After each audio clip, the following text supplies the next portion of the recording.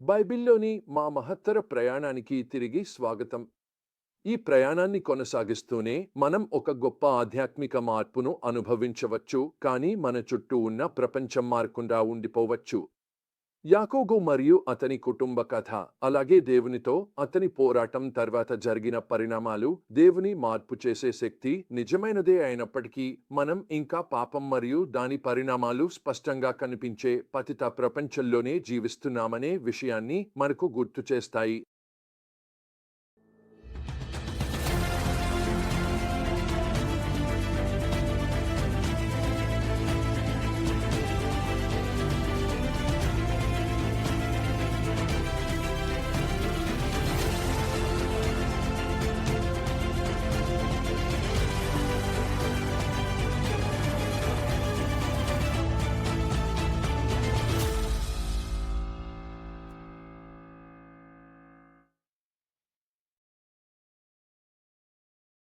మన గత ఎపిసోడ్లో పెనియల్ వద్ద యాకోబు దేవునితో జరిగిన జీవితాన్ని మార్చే సంఘటనను చూసాం. ఆ రాత్రి తర్వాత యాకోబు శాశ్వతంగా మారిపోయాడు. కొత్త పేరు ఇశ్రాయేలు. దేవుని ఉనికి తన జీవితంలో ఆయన ఉద్దేశ్యం పట్ల కొత్త స్పష్టత ఏర్పడింది. కానీ మనం ఆదికాండము 34లో కథను కొనసాగిస్తే యాకోబు వ్యక్తిగతంగా మారినప్పటికీ అది అతని కుటుంబానికి లేదా పరిసరాలకు తక్షణమే ప్రభావం చూపలేదని స్పష్టంగా చూస్తాము. యాకోబు కుమార్తె దీనాను స్థానిక యువరాజు షెకెం అపహరించి అవమానించినప్పుడు ఘోరమైన విషాదం సంభవిస్తుంది. ఇది భయంకరమైన నేరం. ఇది యాకోబు కుమారులను కోపంతో రగిలిపోని చేసి ప్రతీకార తపనతో ఉరుకుల పరుగులు పెట్టేలా చేసింది. కానీ వారు దేవుని జ్ఞానం లేదా న్యాయాన్ని కోరుకునే బదులుగా మోసానికి పాల్పడ్డారు. ఇదే పాపం ఒకప్పుడు యాకోబును చిక్కుల్లో పడేసింది. వారు షెకెం మరియు అతని పట్టణానికి శాంతి ఒప్పందాన్ని ప్రతిపాదించినట్లు నటించారు, కానీ చివరికి హత్య దాడికి పాల్పడ్డారు. ఆ పురుషులు సున్నతి కారణంగా బలహీనంగా ఉన్న సమయంలో ఇది పాపం మరియు ప్రతీకారం చక్రం ఎంత వేగంగా నియంత్రణ తప్పి విపరీతంగా విస్తరించగలదో చూపించే గంభీరమైన దృశ్యం. దీనాపై జరిగిన దుష్టచర్య ప్రతీకార రక్తపాతంగా మారి యాకోబు కుమారులు ఆ పట్టణాన్ని దోచుకుని అక్కడి స్త్రీలు, పిల్లలను బందీలుగా తీసుకెళ్లే స్థితికి చేరింది. తాము రూపొందించిన యుక్తులతో తప్పును సరిదిద్దాలని ప్రయత్నించినప్పటికీ వారు మరింత బాధను, విధ్వంసాన్ని మాత్రమే పెంచారు. తన కుమారుల చర్యలను చూసి యాకోబు తీవ్రంగా కలత చెందాడు.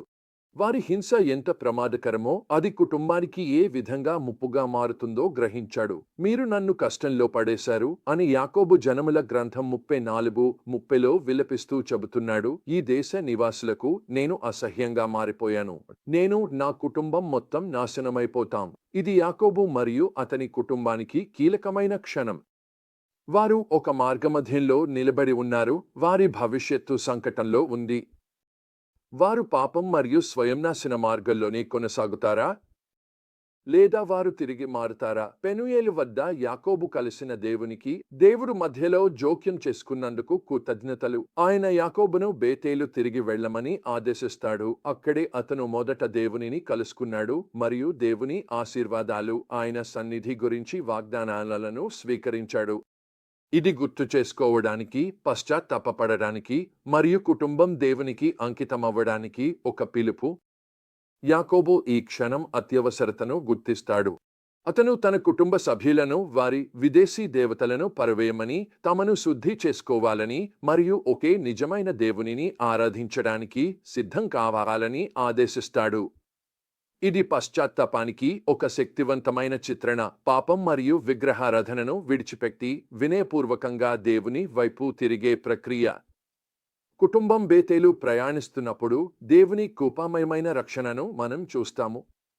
వారు చేసిన హింసాత్మక చర్యలున్నప్పటికీ ఆదికాండము 35:5 ప్రకారం దేవుని భయంకరమైన భయం చుట్టుపక్కల పట్టణాలపై పడింది, తద్వారా యాకోబు కుటుంబంపై ప్రతీకార చర్యలు జరగకుండా అడ్డుకుంది.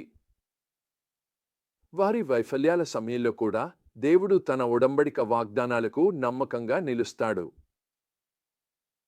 ఈ కథ మనకు అనేక స్థాయిలలో మాట్లాడుతుంది.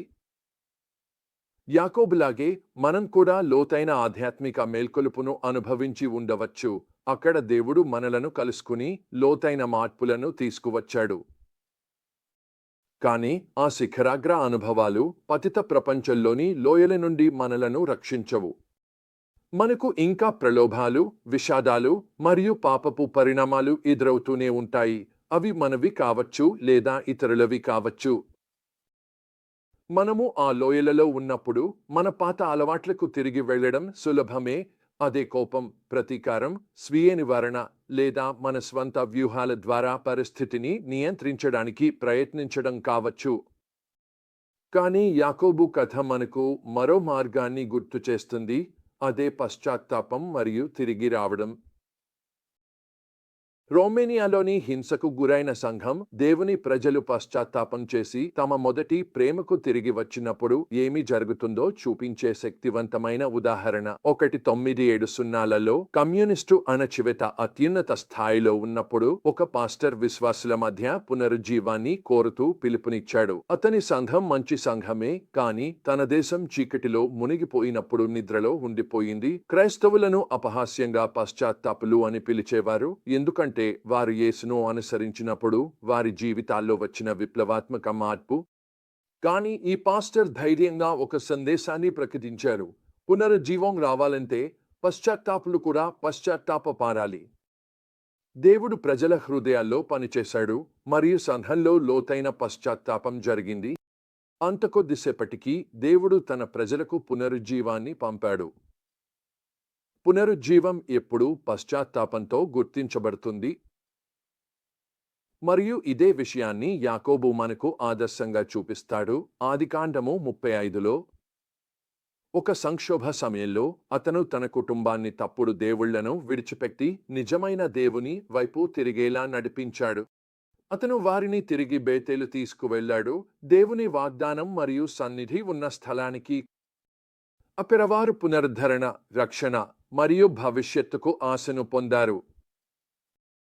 యాకోబు ఉదాహరణ నుండి మనం నేర్చుకోవచ్చు. పాపం కలిగించే అస్తవ్యస్తత మరియు దాని పరిణామాల మధ్య మనం ఉన్నప్పుడు మరింతగా దిగజారాల్సిన అవసరం లేదు. ఆ అంధకారంలో అదుకు బదులుగా మనం పశ్చాత్తాపం చేసేందుకు, తిరిగి రావడానికి మరియు మన గందరగోళంలో మనలను కలుసుకునే దేవునిని గుర్తు చేసుకునేందుకు పిలుపును ఆలకించాలి. మన విగ్రహాలను, మన స్వయం పరిపూర్ణతను, మన కఠినతను మరియు గర్వాన్ని విడిచిపెట్టాలి. మన బేతేలు వైపు తిరిగి పరుగెత్తాలి. మనం మొదటగా యేసు కృపను మరియు శక్తిని అనుభవించిన శిలువ వైపు తిరిగి వెళ్ళాలి. ఎందుకంటే అక్కడ మనకు శిక్ష కాదు, శుద్ధి లభిస్తుంది. తీర్పు కాదు, పునరుద్ధరణ లభిస్తుంది.